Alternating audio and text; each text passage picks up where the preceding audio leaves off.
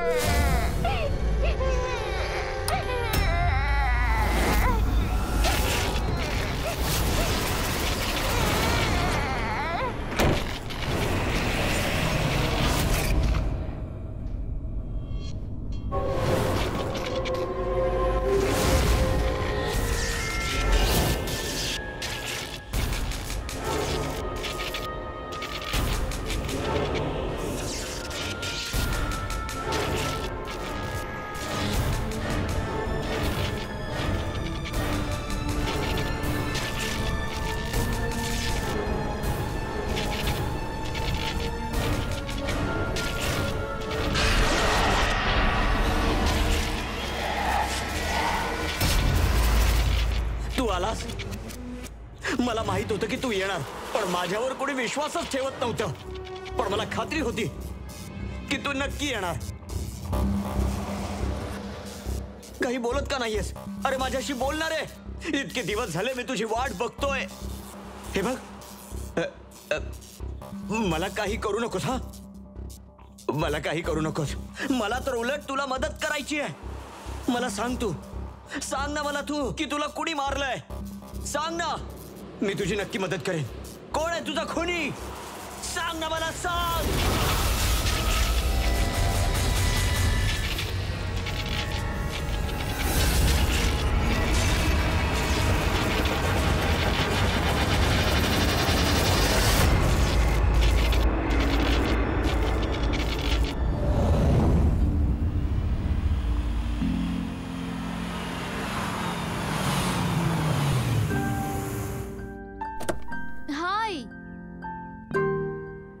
आई, अगं आत्ताच पोहोचले मी. हो, मला खूप वाईट वाटतंय. तू धड बरीही नाही झालीयस आणि मला यावं लागलं. काही नाही ग बाळा, मला पुन्हा गरज पडली तर बोलून घेईन ना मी तुला. ओके आई, मी फ्री झाले की फोन करते. ओके.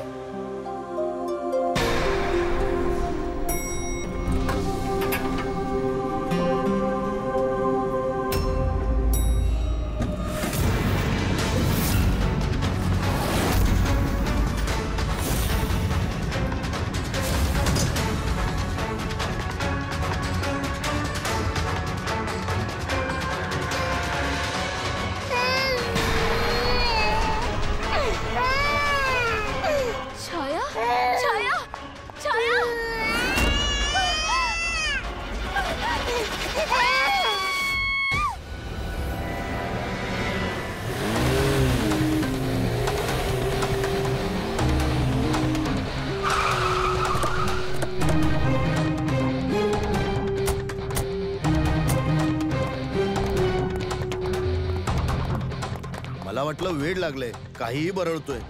पण आता हे तो खोटं बोलत नव्हता. त्याच्या मागे खरंच आत्मा लागलेला होता. काय आत्मा बित्मा असं काहीही नसतं. माझा या सगळ्यांवर मुळीच विश्वास नाही. आणि तो तर वेडा होता आणि हे सगळेही वेडे झालेत म्हणून त्याच्यासारखे बरळतात. नाही नाही, वेडा तर नव्हता तो. आता गेल्या वेळी त्याने जो गोंधळ घातला ना, तेव्हा मी त्याच्या घरी गेलो होतो. अगदी व्यवस्थित होता तो. माहित नाही इतक्या निर्दयीपणे त्याला कोणी मारलं असेल. जे काही घडलंय ना ते पाहून तरी असंच वाटतंय की हे का आत्म्याचं काम आहे. नाही नाही, मला तर असं वाटतं की आपल्या सोसायटीला ना कोणाची तरी वाईट नजरच लागलीये. आय होप की तो वेडा असावा. हे खरंच आत्मा वगैरेचं लफडं निघालं तर. पंकज, CID ऑफिसरच फालतू बडबड करू नकोस. चाल. Sorry sir.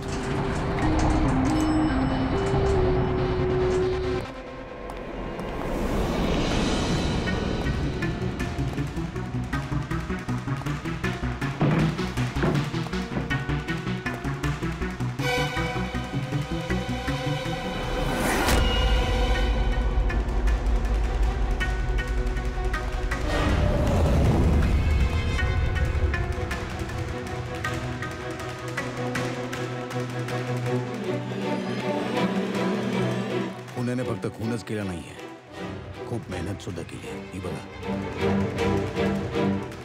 सर एखाद्या सायकोनी केल्यासारखं वाटतंय सर. मला माहिती हा कोणी केलाय. कोणी? अहो त्या आत्म्याने. अहो खाली उभे राहून सगळे काय बोलत होते, तुम्ही काय ऐकतच नाही. लोक बोलत होते की हे आत्म्याचं काम आहे. पंकज, आतल्या खोलीत जाऊन बघ तिथे काय परिस्थिती आहे. सर मी. होय तू. It's an order. तुम्ही चला ना माझ्यासोबत. बघावं तेव्हा आत्मा आत्मा आत्मा.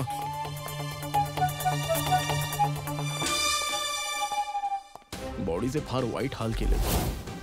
सगळी हाडं तोडून टाकली आहेत. सर मला वाटतंय की याचा मृत्यू याची मान मोडल्यामुळे झाला सर. किंवा कोणीतरी त्याचा गळा दाबून याला मारलेलं आणि त्यातच याची मान तुटली.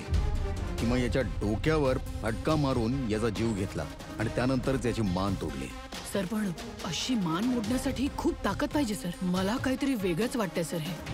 सर सर सर हात 2 खोल्या आहेत. शेल्फ, वॉर्डरोब्स, लॉकर्स सर्व होतं तसंच आहे. तिथे तोडफोडीच्या काहीच खुणा नाहीयेत सर. वाटलंच मला. चोरीच्या हेतूने खून नाही झालाय. ज्याने कोणी केलंय त्याला फक्त याचा जीवच घ्यायचा होता. सर पण एक खूप विचित्र गोष्ट आहे. काय? सर असं दिसतंय की आतल्या 2 खोल्यातल्या लहान सहान वस्तू इथे आणून जाणून बुजून इथे तोडल्यात.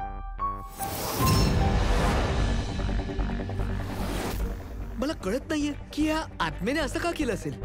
यार, याच्या मृत्यूचं खरं कारण तर डॉक्टर साळुंखेच सांगतील. या बॉडीला फॉरेन्सिककडे पाठवून देऊ आणि एक काम करतो, मी खाली जातो, सोसायटीतील लोकांशी बोलून घेतो. तू याच्या पत्नीशी बोल. समजू तर दे हे आत्म्याचा गौड बंगाल काय. तुम्ही सगळे राजीवला कधीपासून ओळखता? सर काही महिन्यांपूर्वीच इथे राहायला आला होता. सुरुवातीला तर सगळं नॉर्मल होतं, पण त्यानंतर. नंतर काय? स्पष्टपणे सांगा, नंतर काय? सर नंतर विचित्र बडबड करायला लागला होता आणि 10-12 दिवसापासून तर वेळाच झाला होता. वेडा? नाही सर नाही, राजीव वेडा नव्हता. मग याचा अर्थ तुम्हालाही असं वाटतं या घरात आत्म्याचा वावर आहे? राजीव जेव्हापासून या आत्मा आणि आवाजांबद्दल बोलू लागला, मला वाटलं की कदाचित तो त्याच्या डिप्रेशनमुळे. डिप्रेशन? हो, त्याला आधी एकदा डिप्रेशन आला होता. त्यावेळी त्याची वागणूक फार विचित्र होती. पण सर यावेळी तर मी त्याला डॉक्टरकडे घेऊन गेले होते. तो औषधही घेत होता. मग एका रात्री काय झालं त्या रात्री? मधु, मी पुन्हा आवाज ऐकला. मधु, मी पुन्हा तो आवाज ऐकला. कसले आवाज? मी तर इथेच आहे, मला काहीच आवाज ऐकू आला अगं नाही. जर मी बोललो ना की मी आवाज ऐकला तर ऐक ना ग माझं, मी खरं बोलतोय. राजीव, 1 मिनिट. तू औषधं घेतलीस का? आता याचा औषधाशी काय संबंध? हो, मी औषधं घेतली आहेत, पण मी म्हणतोय ना की मला आवाज ऐकू येतोय. राजीव प्लीज.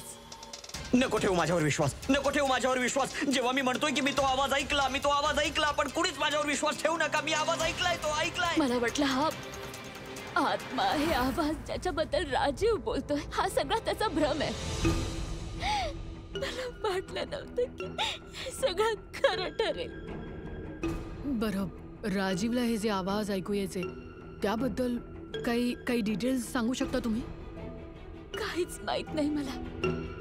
अच्छा, त्याचा एखादा खास मित्र ज्यांच्याकडून आम्हाला राजूबद्दल काही माहिती मिळू शकेल? खास मित्र तर नाहीये, पण एक विनीत म्हणून आहे. त्यानेच आम्हाला हा फ्लॅट मिळवून दिला. विनीत? हो सर. सर मीच त्यांना हे घर मिळवून दिलं 11 महिन्यांच्या लीजवर. आता सर माझं कामच हे. आता याआधीही बऱ्याच लोकांना मी ते घर दिलं होतं, पण आजपर्यंत कुणीही कधीच असं म्हटलं नव्हतं. काय काय नाही म्हटलं? सर हेच की हे घर ठीक नाहीये आणि इथे आत्मा आहे. काय राजीव असं म्हणाला? सर आधी तर अगदी आदराने बोलायचा, मग आरडाओरडा करू लागला आणि मग धमक्याही देऊ लागला. आणि कालचीच गोष्ट आहे, काल तर सोसायटीच्या मीटिंग मध्ये सुद्धा घुसून त्याने. पण मी सोसायटीत सोलार पॅनल लावण्याबद्दल बोललेलो आहे. फक्त एकदा ते लागले की एरियातील सर्व सोसायटींमध्ये आपली सोसायटी सर्वोत्तम असेल. चूक आहे. तुम्ही चुकीचं बोलताय. ही सोसायटी 1 नंबरची फालतू आहे. आता काय झालं मिस्टर राजीव? आतापर्यंत तर काही झालं नाही, पण नक्की काहीतरी होणार आणि या सगळ्याची जबाबदारी तुम्हा सर्वांची असेल. अरे तुम्ही सर्वांनी मिळून माझ्याशी एवढी मोठी गोष्ट का लपवलीत? आणि स्पेशली विनीत, तू सुद्धा धोका दिलास तू मला. काय लपवलं आम्ही मिस्टर राजीव? तुम्हाला आजच्या या मीटिंग बद्दल काही माहित नव्हतं का? तुम्हाला खुनाबद्दल माहिती होतं? खून जो माझ्या फ्लॅट मध्ये झालाय, माझ्या घरात खून झालाय. मग एवढी मोठी गोष्ट का लपवली तुम्ही? अहो कोणाचा खून मिस्टर राजीव? मी इथे तेव्हापासून राहतोय जेव्हा बिल्डिंग बनलीये. अँड ट्रस्ट मी, तुमच्या काय इथल्या कोणत्याही फ्लॅट मध्ये कधीच खून झाला नाहीये. खून झालाय आणि आत्माही आहे आणि त्याचं नावही माहितीये मला, लल्लन. मिस्टर राजीव, या नावाचा कोणी इथे राहतच नव्हता. तुमच्याही फ्लॅट मध्ये नाही आणि दुसऱ्या कोणत्याच फ्लॅट मध्ये नाही. पण लल्लनचा आत्मा माझ्या फ्लॅट मध्ये आहे. तो मला त्रास देतोय. माझं जगणं असह्य केलंय.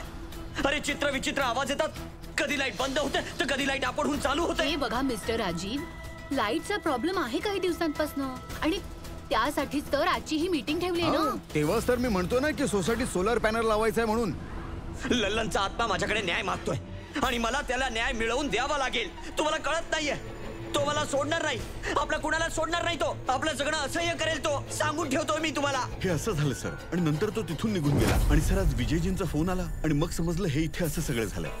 Sir 1 minute sir, please 1 minute sir. Sir हे नक्की एका वाईट आत्म्याचं काम आहे सर. कोणताही माणूस आवाज केल्याशिवाय हे सगळं कसं करू शकतो? अरे यार, अडाण्यासारखं बडबडू नकोस पंकज. हे आत्मा वगैरे असं काहीच नसतं. आधी याला समजावून वेडे झालो होतो, आता तू आलास. हे एका माणसाचं काम आहे ज्याने घराच्या पावरशी छेडछाड केली आहे आणि दरवाजाचे नटबोल्ट ढिले केलेत. पाहूया राजीवची पत्नी दयाला काय सांगते. तुम्ही प्लीज स्वतःची आणि छायाची काळजी घ्या.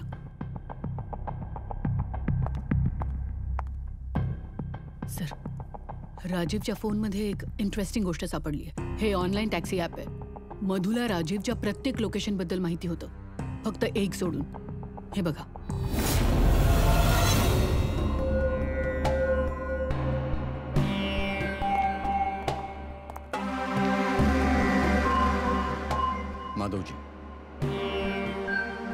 माधवजी, आम्ही CID मधून आलोय. माफ करा, परवानगीशिवाय आम्ही आतमध्ये आलो. तुमच्याशी थोडं अर्जंट काम आहे. काय अडचण आहे तुमची? तुमचा एक क्लायंट होता राजीव. होता म्हणजे? आता तो नाहीये. म्हणजे कोणीतरी निर्दयपणे त्याचा खून केलाय. फार वाईट झालं. खूप चांगला माणूस होता तो. मला माहित होतं की त्याची मानसिक स्थिती फारशी चांगली नव्हती. अजून तुम्ही राजीवबद्दल आम्हाला काही सांगू शकता का? एक दिवस तो मला त्याच्या घरी घेऊन गेला. त्याला काही आवाज ऐकू येत होते. त्याला वाटत होतं की त्याच्या घरात कुठली आत्मा आहे, पण हा त्याचा भ्रम होता. मी त्या घरात होतो असं काहीही नव्हतं. मन राखण्यासाठी मी त्याला एक कार्य दिलं की रोजच्या घटना एका डायरीत लिहायच्या. डायरी? पण आम्हाला त्यांच्या घरात अशी कोणतीच डायरी सापडली नाही. सापडणार कशी? ती डायरी त्याने मला परवाच आणून दिली, पण त्याचं हस्ताक्षर एवढं वाईट होतं की मला काही वाचताच आलं नाही. लल्लनच्या संबंधी काही लिहिलंय डायरीत? सर लिहिलंय, काय?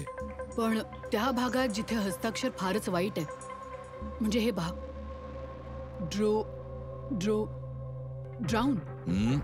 ड्राउंड अँड किल, नाही killed, drowned and killed. Drowned and killed? Drowned and killed म्हणजे आधी बुडवलं आणि मग मारलं. हा साळुंखे बोल. अच्छा, ठीक आहे, ओके. दया सर, साळुंखे असं म्हणतोय की राजीवचा मृत्यू त्याच्या डोक्यावर जो आघात झालाय ना त्यामुळे झालाय. त्याची मान आणि हाडं त्याच्या मृत्यू नंतर तोडण्यात आली आहेत. पण सर तो तर आधीच मेलाय, मग हे सगळं करायची काय गरज होती? तेच तर. सर मला माहितीये सर की राजू सांगत होता की तो आत्मा फारच रागात होता, त्याला सूड घ्यायचा होता. आणि मी तुला त्या लल्लनच्या मृत्यूचं कारण शोधायला पाठवलं होतं, त्याचं काय झालं? सर जवळपासच्या पोलीस स्टेशन मध्ये सर लल्लन नावाच्या कोणत्याही माणसाच्या खुनाचा किंवा मिसिंग रिपोर्ट नाहीये सर. पंकज, फक्त जवळपासचे पोलीस स्टेशन्स नाहीत, सर्वच्या सर्व पोलीस स्टेशन मध्ये जा आणि शोध तिथे. आणि फक्त खुनाबद्दल नाही, बुडून मृत्यू झालेल्या रिपोर्ट बद्दलही जा लवकर. आणि पूर्वी या डायरीचा एक एक शब्द डिकोड कर, एक एक शब्द डिकोड कर. या लल्लनच्या आत्म्यासंबंधी आपल्याला सगळी माहिती मिळालीच पाहिजे.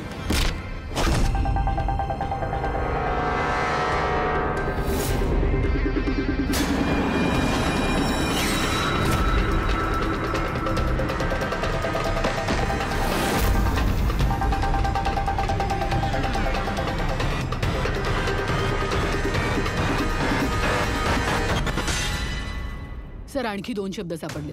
Jewellery store. सर या शब्दांचा संबंधही त्या आवाजांशी आहे जे त्याला ऐकू यायचे, कारण हेही लल्लन, ड्राउंड आणि किल्डच्या जवळच लिहिले. आणि जेव्हा त्याने आत्मा आणि आवाजांबद्दल सांगितलं किंवा लिहिलंय, त्याचं हस्ताक्षर बिघडलंय. सर लल्लनची बॉडी सापडली सर, त्याचा पोस्टमॉर्टम झालाय सर. काल रात्री नाल्यात बुडून त्याचा मृत्यू झाला. व्हॉट? काल रात्री? हो सर. सर जर लल्लन काल रात्री मेलाय तर त्याचा आत्मा राजीवशी कसा बोलत होता? तेच तर. सर लल्लन चोर होता, तिजोरी फोडण्यात एक्सपर्ट. भरपूर तिजोऱ्या त्याने फोडून लुटल्या आहेत सर, आणि यासाठी कित्येक वेळा जेलमध्येही गेलाय तो.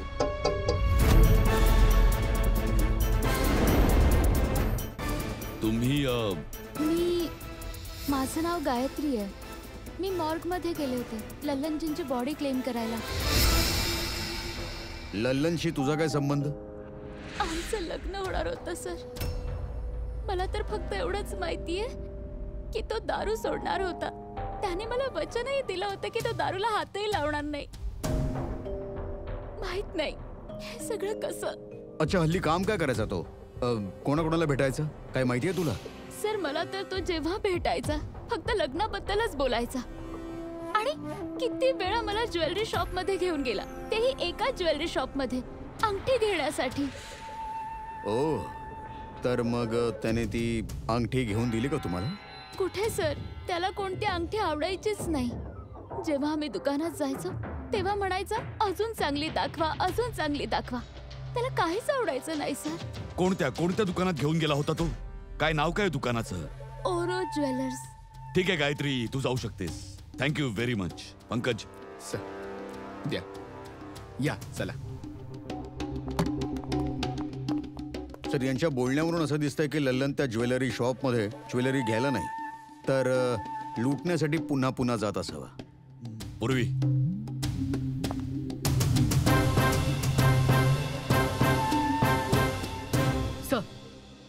सर ओरो ज्वेलर्सनी तर चोरीचा किंवा दरोड्याचा रिपोर्ट केलाच नाहीये. मग काय झालं? चोरीचा रिपोर्ट नाही केला याचा अर्थ असा नाही झाला की चोरी झालीच नाही. चोराच्या घरातच चोरी झाली तर रिपोर्ट कुठे करणार सर? हो. दया सर, तुला नाही वाटत पूर्वीला जरा नवीन ज्वेलरी घेण्याची गरज आहे?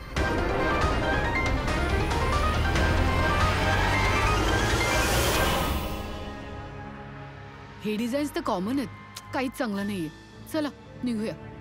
अहो मॅडम, थांबा थांबा. मॅडम काय पाहिजे तुम्हाला? एक संधी तर द्या.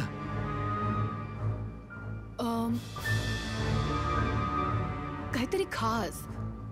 Royal you know. खास. अरे हेमंत, ते तिजोरीतून खास सामान घेऊन ये.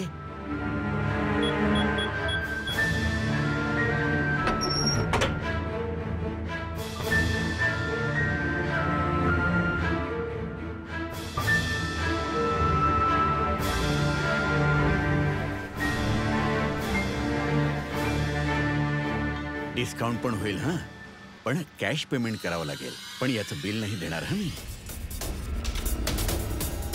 पॅक करू का? ते तुम्ही आमच्यावर सोडा. हे पॅक पण करून घेऊ आणि हे ज्याचं आहे त्याच्याकडेही पोचू. म्हणजे कोणाकडे?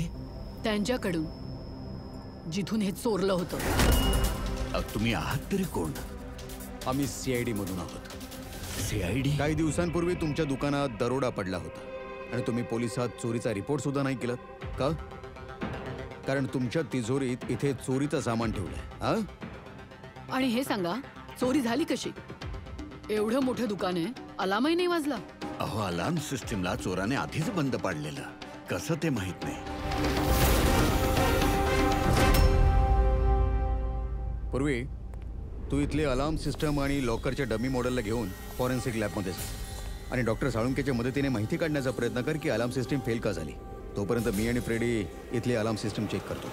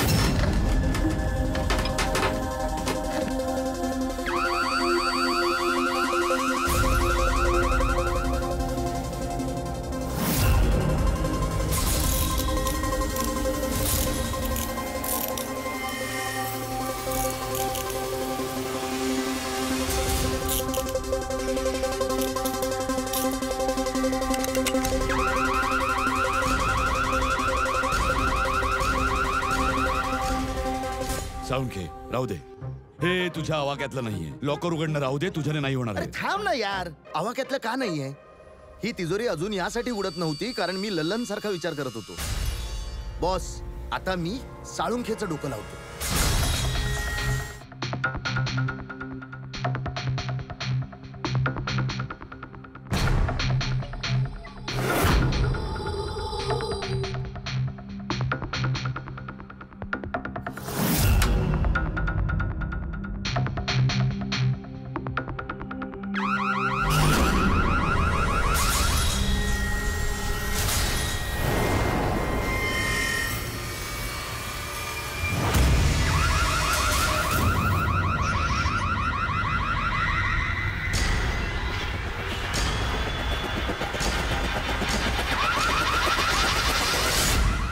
यार तू करतोयस काय? एक मिनिट यार, जरा स्फोटाची वाट बघ ना. स्फोट? छोटासा.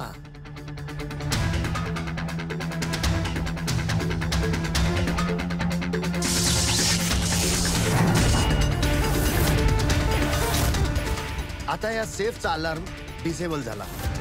आता हवं तर याला ब्लो टॉर्चने, क्रू बारने, याच्या कोडने किंवा कोणत्याही दुसऱ्या प्रकारे याला उघडलं जाऊ शकतं. विश्वास बसत नसेल तर ट्राय करून बघ. सर, पण तुम्ही हे केलं तरी कसं? एकदा दया आणि फ्रेडीला येऊ दे ज्वेलरी शॉप मधून, सगळं सांगतो. सर, सर, ज्वेलरी शॉपच्या अलार्मची वायर तर जळलेली आहे. ते तर होणारच होतं. बॉस, त्या चोरानेही या सेफ सोबत तेच केलं जे आपण आत्ताच इथे केलं. स्फोट. काय म्हणालास तू? स्फोट? काय नेमकं काय म्हणायचंय तुला? बॉस, या सेफचा अलार्म एका स्पेशल सर्किटवर काम करतो आणि त्या सर्किटला एका निश्चित एम्पियरचा करंटच लागतो. जर गरजेपेक्षा जास्त करंट त्यातून गेला तर स्फोट होतो, सर्किट फेल होतं आणि या अलार्मची पॉवर कट होते. यासाठी एका एक्सपर्टची गरज असते ज्याने या सर्किटचा नीट स्टडी केला असेल आणि याची चांगलीच प्रॅक्टिस केली असेल. पावाकटची प्रॅक्टिस. सर राजूच्या बिल्डिंग मध्ये सारखा सारखा पॉवर कट होत होता. याचा अर्थ याचा अर्थ ते बिल्डिंग मध्ये कोणीतरी विजेचे एक्सपेरिमेंट करत होतं. याचा अर्थ असाही असू शकतो दया की तिथे कोणताही आत्मा नाही. ते आवाज जे राजीवने ऐकले ते त्याच गुन्हेगारांचं प्लॅनिंग होतं. पण हे आवाज राजीवने ऐकले कसे आणि तो कोण आहे जो हे सगळे एक्सपेरिमेंट्स करतोय? सर तिथे बिल्डिंग मध्ये राहणाऱ्या सर्वांची इलेक्ट्रिसिटी बिल्स चेक करूया, कदाचित त्यातून काही कळेल. बरोबर दया, बरोबर. सर लल्लन सारखंच आणखी एक नाव डिकोड झालं, हिरेन. हिरेन, हिरेन. हा हिरेन नक्की लल्लनचा साथीदार असणार. पूर्वी या हिरेनचा शोध घे. जेल पासून सुरू कर. या स्फोटाची सुरुवात तिथूनच झालीये, त्याच जेलमधून. हा लल्लन आहे. हा 2 वर्ष याच जेलमध्ये होता आणि 2 दिवसांपूर्वी याचा मृत्यू झाला. आम्हाला शंका आहे की याच्या साथीदाराने याचा खून केलाय, जो कदाचित त्याला इथेच भेटला होता. हिरेन. हिरेन? लल्लनचं तर मला माहित नाही, पण हिरेनला मी चांगलाच ओळखून आहे. तोच जो बँकेवर दरोडा टाकून पळाला होता आणि पळता पळता चुकून त्याने आपल्या ड्रायव्हरच्या पायावर गोळी मारली होती. जेलमध्ये फार घाबरलेला असायचा. त्याचा फोटो आणि त्याचा नंबर मिळू शकतो? हो ना, पण थोडा वेळ लागेल. जरा लवकर करा. हो. कारण जर का हा हिरेन लल्लनचा खुनी नसेल तर पुढचा नंबर त्याचाच आहे.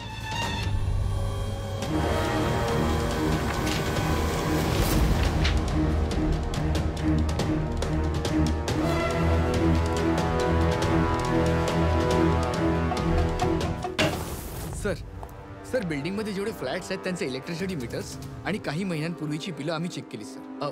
असं काही ॲबनॉर्मल नाही सापडलं रीडिंग मध्ये. आम्हाला नाही वाटत काही गडबड आहे. हो सर.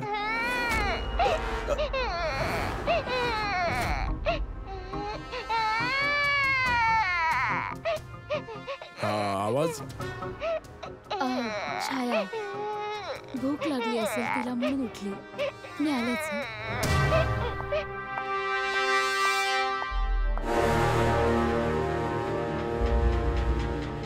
कमाल आहे सर. बाळ इथे नाहीये तरी त्याच्या रडण्याचा आवाज तिथून इथे येतोय, या वस्तूमधून. ही वस्तू काय? Baby monitor. Baby monitor? Sir तो आत्मा किती निर्दयी आहे. त्याने बेबी मॉनिटर सुद्धा तोडला होता. मला आठवतंय सर.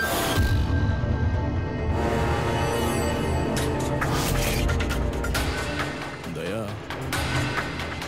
तू पण तोच विचार करतोय जो मी करतोय?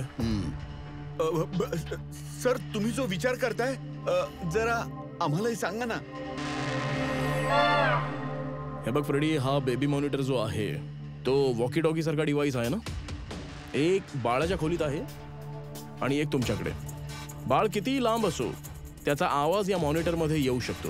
बाळाच्या खोलीमध्ये काहीही झालं तर या मॉनिटरमुळे आपल्याला कळू शकतं. समजलं काही? ओ म्हणजे पंकज, हा आत्मा आता लवकरच पकडला जाईल. कसं सर? नाही समजलं? मी समजावतो. जर हे बेबी मॉनिटर वायरलेस सारख्या फोन सारखे काम करतात तर याची एक फ्रिक्वेन्सी असणार. तेव्हा जवळपास अजून एखादा डिव्हाइस असेल याच फ्रिक्वेन्सीचा, तर हा बेबी मॉनिटर ती फ्रिक्वेन्सी कॅच करेल आणि तिथे जे आवाज आहेत ते इथेही येऊ शकतात. आता काही समजलं? थोड्या वेळात समजून जाईल सर. यार तू जास्त समजू नको, समजलास? तू जा फॉरेन्सिक लॅब मध्ये. डॉक्टर साळुंखे तुला एक डिव्हाइस देतील, तो इथे घेऊन ये. चाल, मी त्यांच्याशी फोनवर बोलतो.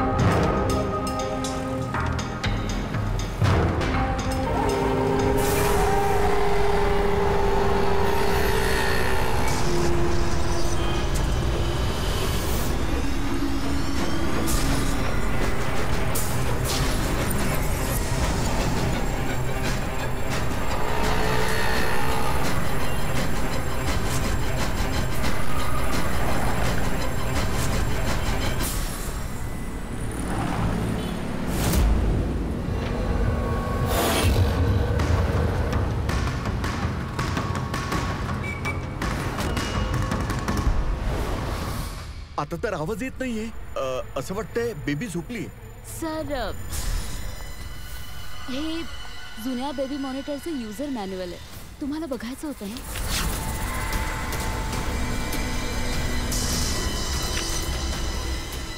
आपण अगदी बरोबर विचार करत होतो.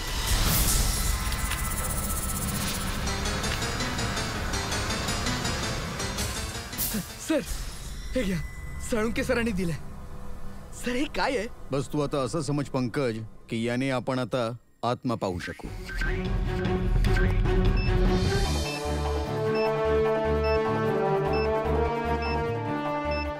दरवाजा बंद करूया, नाहीतर आत्मा आत येईल.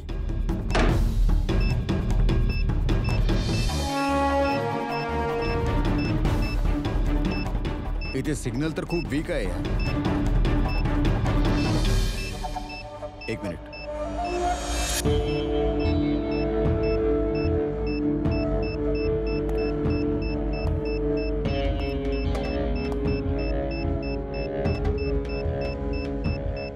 वाटलं नव्हतं खरा आत्मा एवढ्या लवकर दर्शन देईल. चला तर राजीवच्या आत्म्याशी त्याचं संभाषण करूया.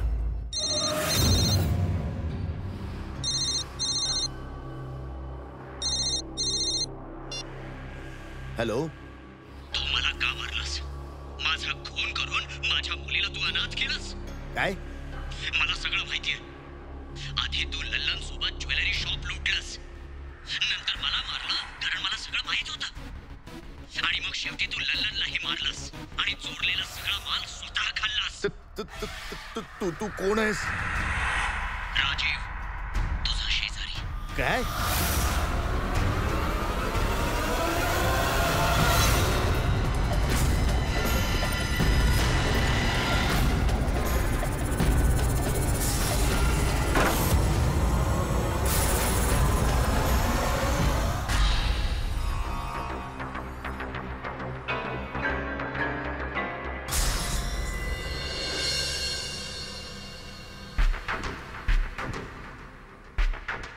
हिरेन, तू या अरुणला ओळखतोस?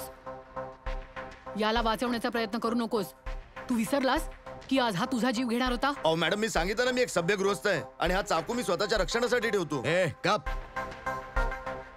तुला कोणी काही विचारलं का? हा, जेव्हा विचारण्यात येईल तेव्हा तोंड उघडायचं, समजलं? सांग आता, याला ओळखतोस का?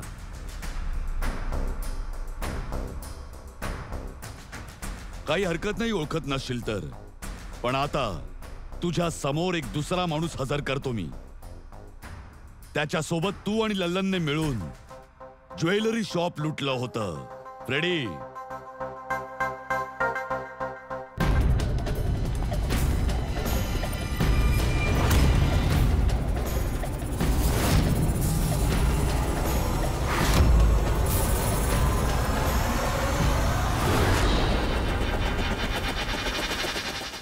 ओळखलंस का? सांग लवकर, सांग लवकर, नाही तर. होय सर, मी यांना ओळखतो. हे आतिश भाऊ आहेत. कसा ओळखतोस तू याला? सर, यांनी आम्हाला एक काम दिलं होतं. कसलं काम? सर, ते ओरो ज्वेलरी शॉपवर दरोडा टाकायचं काम. सर, हे म्हणाले होते की ते अलार्म मॅनेज करतील, आम्हाला फक्त तिजोरी फोडायची. पण याचा खरा प्लान काहीतरी वेगळाच होता.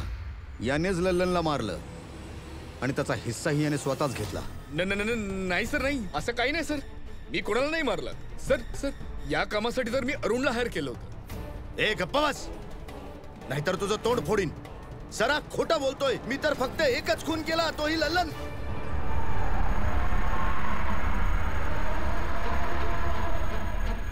सर, सर याचं अजिबात ऐकू नका. हा एक नंबरचा खोटारडा आहे. चॉप.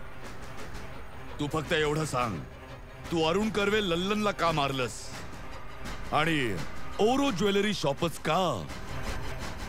मी तिथे वायरिंगचं काम करायला गेलो, तेव्हा तिथे मी काही लोकांना पाहिलं जे बहुतेक चोरीचा माल विकायला आले.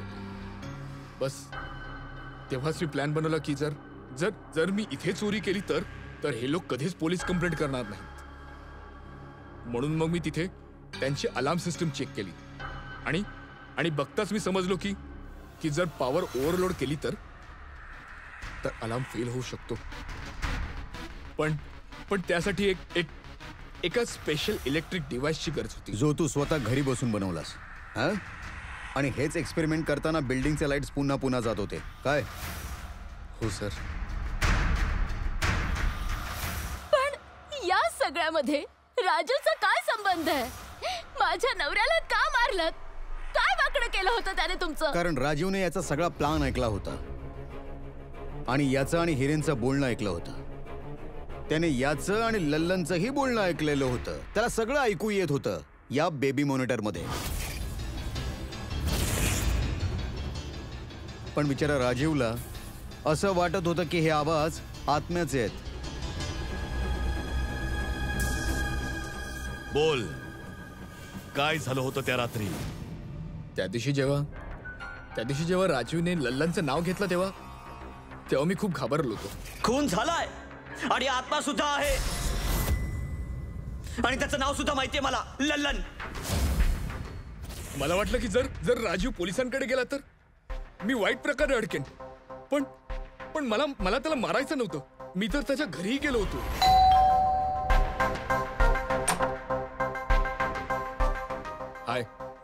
हाय मातेश, मी तुमचा शेजारी आहे, खालच्या मजल्यावर राहतो. तुम्ही लोक नवीन आलात आहे तर कोणत्याही प्रकारचा काहीही प्रॉब्लेम असेल तर प्लीज मला सांगा. या घरात नक्कीच काहीतरी गडबड आहे. चित्रविचित्र आवाज ऐकू येतात. असं वाटतं की कुणाला काहीतरी सांगायचंय मला. आवाज कुठून? पूर्ण घरभर, विशेष करून त्या कॉरिडॉर जवळ.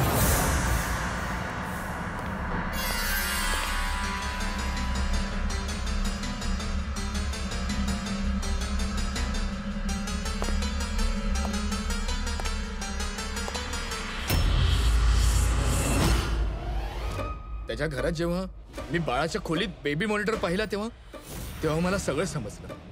कारण की त्याच प्रकारचा बेबी मॉनिटर माझ्या घरातही आहे. अच्छा. मी समजलो की त्याने ऍक्सिडेंटली माझा सगळा प्लॅन ऐकला होता. म्हणून त्या बेबी मॉनिटरला नष्ट करणं आवश्यक होतं आणि त्याबरोबर राजीवला सुद्धा. अरुण तर लल्लन आणि हिरेनला मारणारच होता. जर राजीव पोलिसांकडे गेला असता तर मी वाईट प्रकारे अडकलो असतो. म्हणून मी ते काम अशा पद्धतीने केलं की सर्वांना राजीवचा आत्मा मला म्हणणं खरं वाटेल. आणि म्हणून तू राजीवचा जीव घेतल्यानंतरही त्याची मान आणि हाडं तोडलीस. म्हणजे पाहणाऱ्याला असं वाटेल की हे एका माणसाचं काम नाही, हो ना? सर मी तर माझ्या पद्धतीने प्लॅन एकदम फुलप्रूफ बनवला होता. पण कळत नाही चूक कुठे झाली. डायरी पण ती तर मी लपवली होती. जी डायरी तू लपवलीस त्यात काहीच नव्हतं. खरी डायरी तर आमच्याकडे आहे आणि तिच्याचमुळे आम्ही आधी लल्लन आणि नंतर तुझ्यापर्यंत पोहोचू शकलो. तू स्वतःही एक वडील आहेस. स्वतःला वाचवण्यासाठी तू एका बाळापासून त्याचे वडील हिरावून घेतलेस. फक्त एका मुलाचे नाही, 2 मुलांचे वडील हिरावून नेले. आता तुझा मुलगा तुझ्या पत्नीकडे जाईल आणि तुम्ही सगळे जाणार आपल्या खऱ्या घरात, जेल. रेडी पंकज?